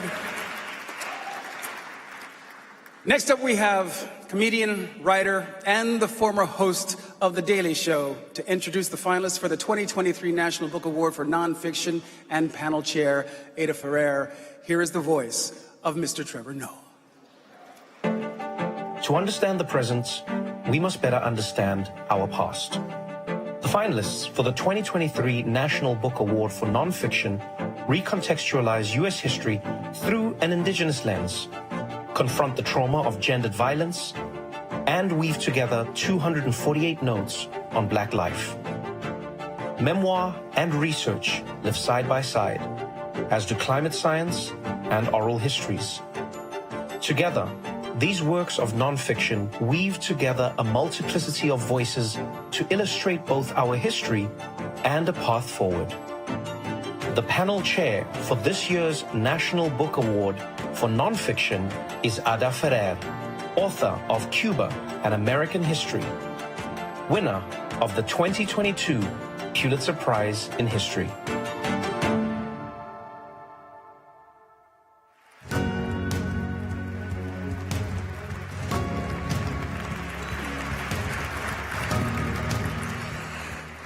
Thank you, everyone. Good evening. And thank you to Ruth and Madeline and everyone at the National Book Award Foundation for all the work you do and for putting on tonight's event.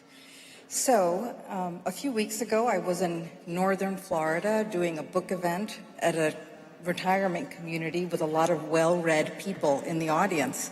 And one of them, I was expecting questions about the book, but one of them asked me, "What is the most interesting, rewarding thing you have done this year?" And without hesitating, I replied, well, serving as on the jury for the National Book Award in Nonfiction. It has been an awe-inspiring experience. It didn't matter that it was so much work, that getting from 638 very uniquely distinctive books to one winner tonight seemed impossible at many points. It didn't even matter that some of us on the jury were dreaming about books night after night. It was awe-inspiring for two reasons. One was the judges I got to serve with, and the other reason is the books themselves. So I had the privilege and the pleasure to work closely with four brilliant, thoughtful, and generous colleagues, Hanif Abudurraqib, who could not be here tonight but is here with us in spirit, James Fugate, Sarah Schulman, and Sonia Shaw. Starting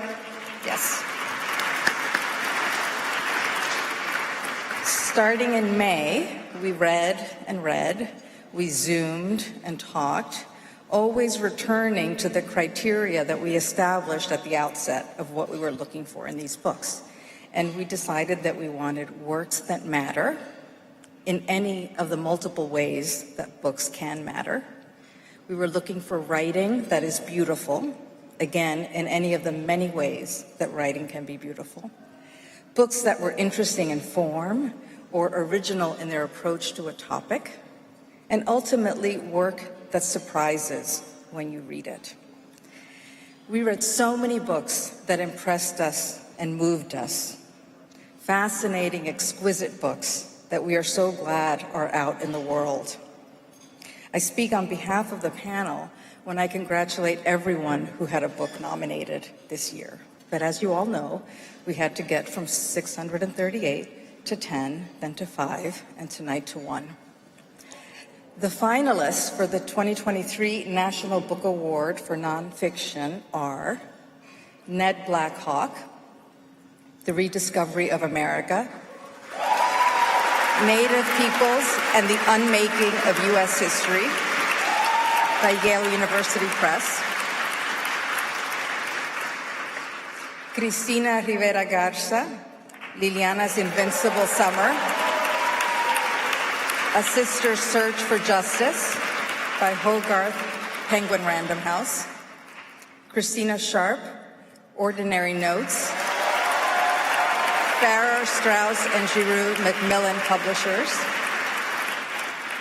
Raja Shadi, We Could Have Been Friends, My Father and I, a Palestinian memoir by Other Press, and finally, John Valiant, Fireweather, a true story from a hotter world, Knopf Penguin Random House. And this year's National Book Award for Nonfiction goes to Ned Blackhawk, The Rediscovery of America.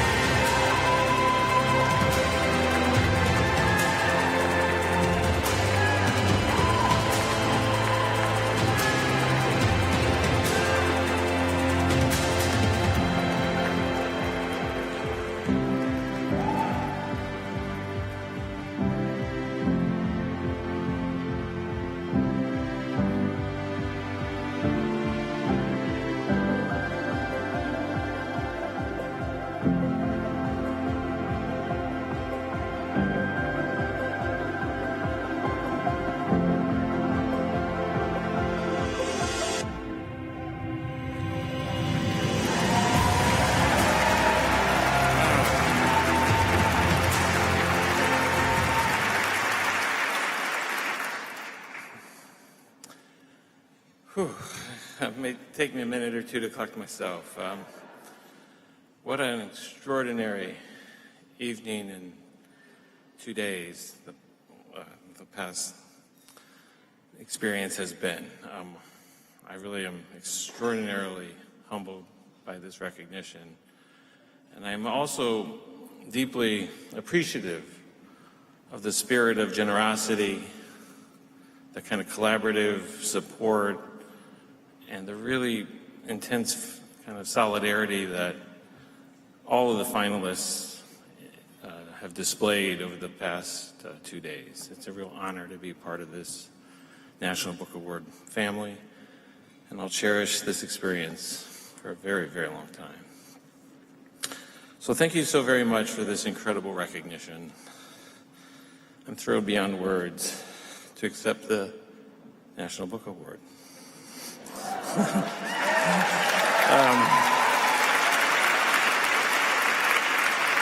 This book, which I have a copy of someplace, was a very long time in the making. And I really can't even begin to identify its precise origins. It's conceivable they started at a time when I may not have even known that I would someday become a historian. When I, too, went to public libraries and encountered the beauty of the vast world of books. Or perhaps it was from my dear mother, who is watching, who was also an English teacher.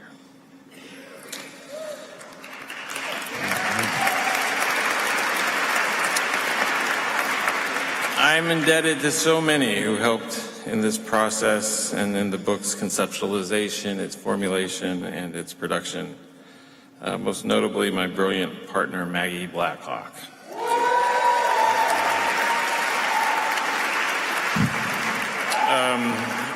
Maggie, your sustained nurture and support have been so transformative.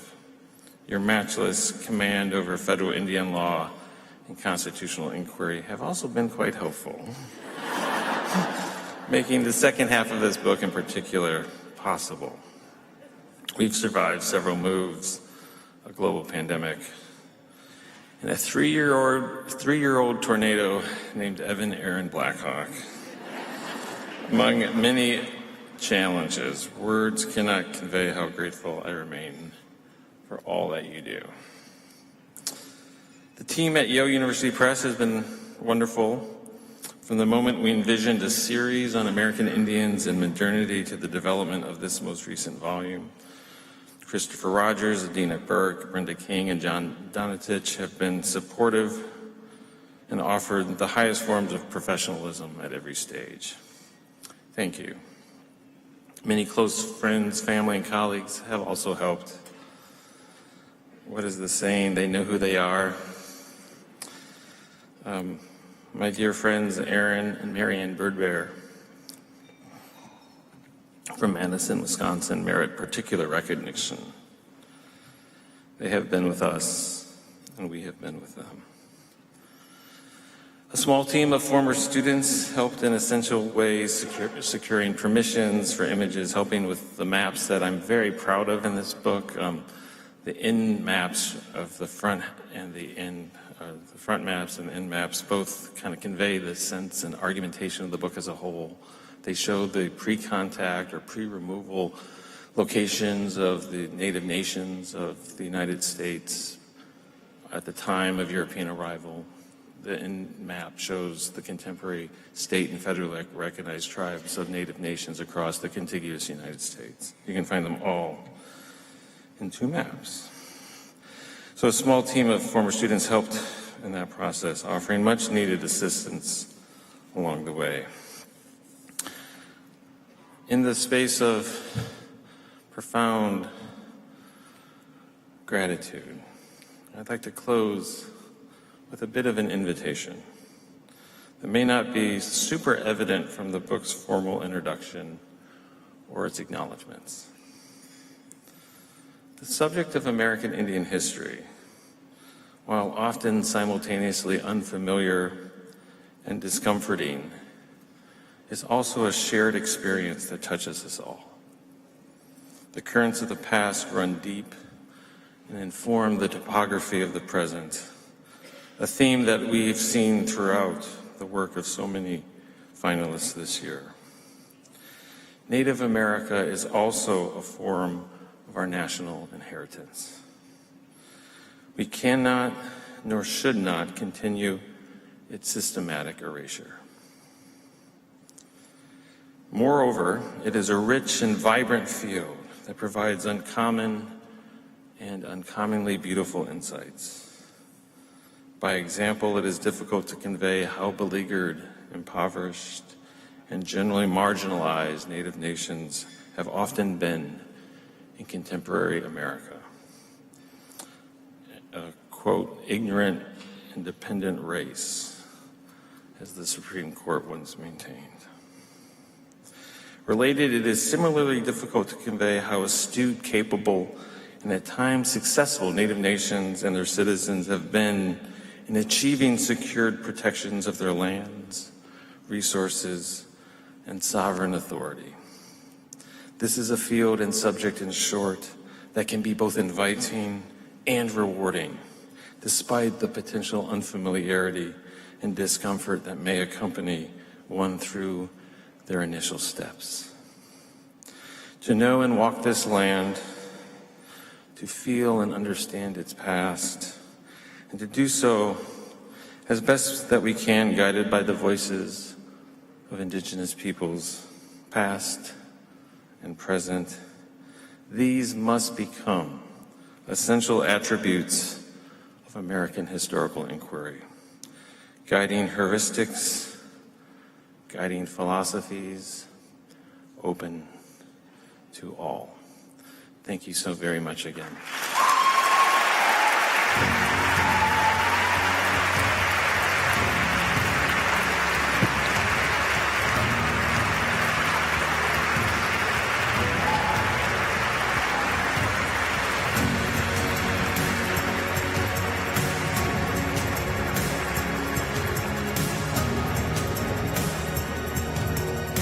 Congratulations, Ned. Well, here we are. Finally, we have the singer, songwriter, and the founder of Service 95 to introduce the finalists for the 2023 National Book Award for Fiction, and the panel chair, Matt Johnson. Here is the voice of Dua Lipa.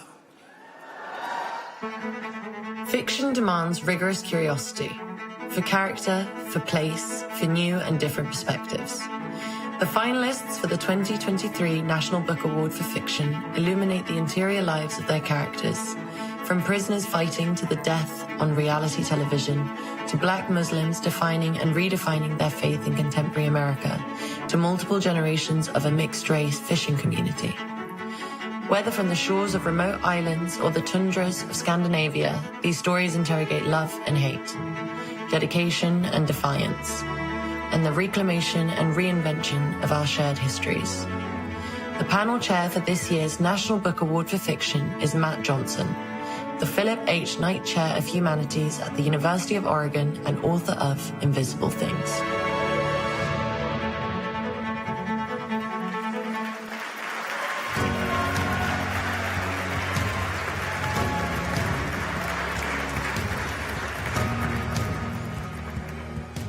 I am always too tall for these damn things. Okay. Forgive me. I have a confession to make. I've been published for 23 years now, and in that time I've made many lifelong friends in the literary community. Some of them are here. And I've seen colleagues grow on the page and flourish until the whole world knows how dope they are, just like we always did. I've mentored many promising students who've gone on to become prominent writers.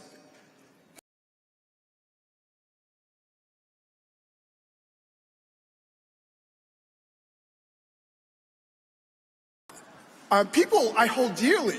You know, I've read some of them, but not nearly all. And I read a lot, but it's a lot of books. And thus, it is nearly impossible to be both an active writer and also get to read all the books she would love to be able to. There's just not enough hours in a given year. Even in those periods where I am able to read far more than I usually do, I can only manage to peruse a small cross-section of all that's available in American prose fiction for any given year. One of the greatest benefits of participating in the judging of the National Book Award is that it literally forces you to read way beyond your normal scope. Every book you've been hearing buzz about all year, and other books no one is talking about, and yet they should be. Together, they form a sort of state of the union of American fiction, and I am very happy to report that the state of literature is strong.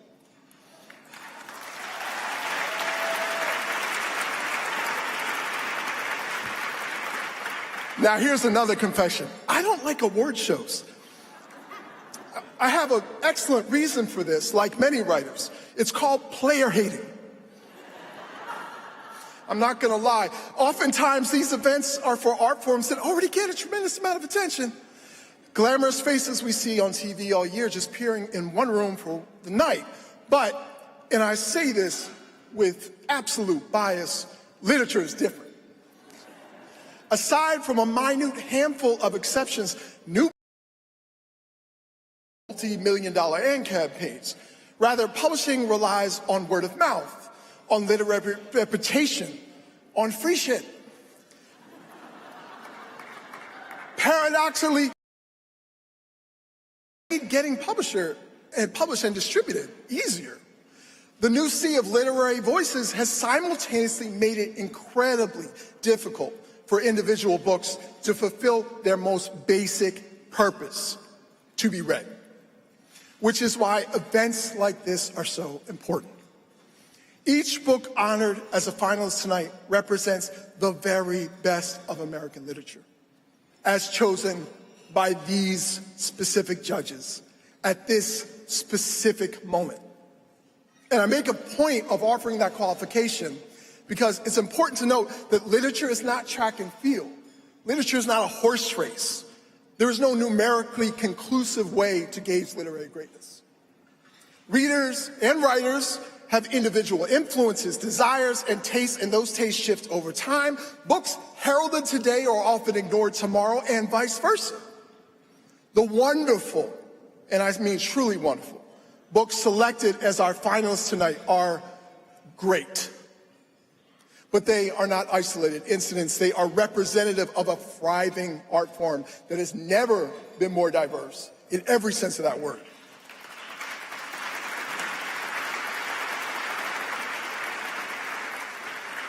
On behalf of the brilliant judges that I got to hang out with for the last couple months, Helen Maria Veramontes, Steph Cha, Calvin Crosby, Silas House, thank you for standing up for books and free speech for the last couple months. Because you were challenged and you met the challenge. And thank you for the read. It was as much an honor to participate in judging this award as it is to bestow it. The finalists for the 2023 National Book Award for Fiction are Nana Kwame Jebrenya, Chain Gang All-Stars, Pantheon Books, Penguin Random House, Aliyah Bilal, Temple Folk, Simon Schuster, Paul Harding, This Other Eden, W.W. Norton and Company, Hanya Pilvaman, The End of Drum Time, Henry Holt and Company, Macmillan Publishers, Justin Torres, Blackouts, Ferrer, Strauss and Moreau, Macmillan Publishers,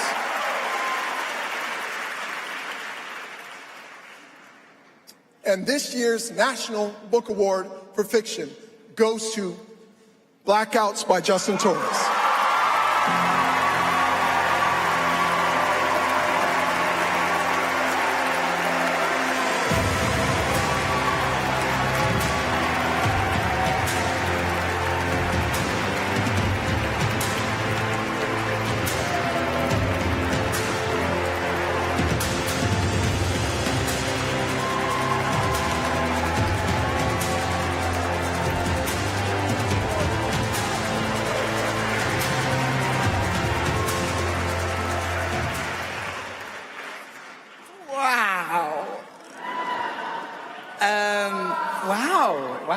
I'm shocked. I'm going to keep this really short because the writers, we've collectively decided to make a statement. And so I think the best thing, we've been sitting for a long time, and so I think the best thing is for the writers who want to participate in the statement to kind of make my personal remarks while people are coming up. So come.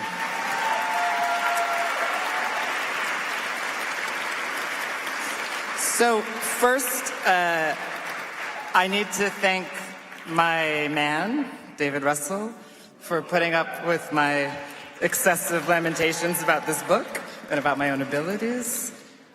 He's a literary critic, he's a scholar, he's a champion of literature, he's the smartest person I've ever spoken with. It has paid dividends to be with him. I love you. I love you. I want to thank my friends, especially Emma Borges Scott and Angela Flournoy, who's here tonight with me, for putting up with my excessive lamentations about this book. I want to thank my mother, who's watching from a distance. Ma, I love you. I want to thank my queer family, especially Jamie Sharon Cohen and Ariana Martinez and Valencia Martinez, my beloved. I want to thank my agent, Janelle. I want to thank everyone at FSG, but especially 15 years. She edited my first book. She's promised to edit my next book. You've taught me so much about grace and integrity, both on and off the page, and I feel lucky to keep growing and working with you. And now, transition, and we're gonna offer a statement.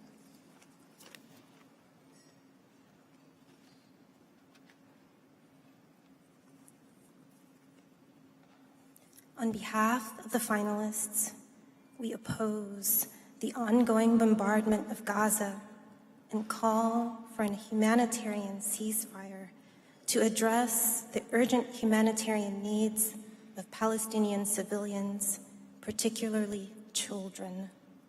We oppose anti-Semitism and anti-Palestinian sentiment and Islamophobia equally, accepting the human dignity of all parties, knowing that further bloodshed does nothing to secure lasting peace in the region. Thank you.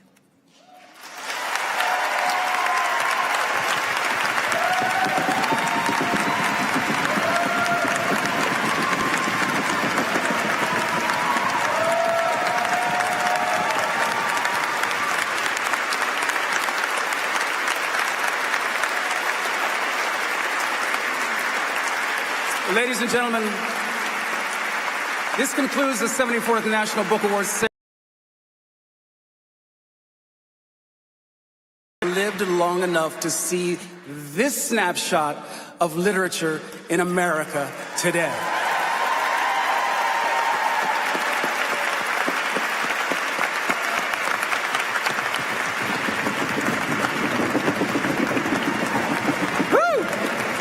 Congratulations to all of the finalists, the winners, and the judges. Thank you all, ladies and gentlemen, for coming. For those of you at home, thank you for being with us. And please, all of you, keep reading. I know I've got my work cut out for me after tonight. God bless. Look after yourselves going home. I'll see you next time, but you don't have to take my word for it.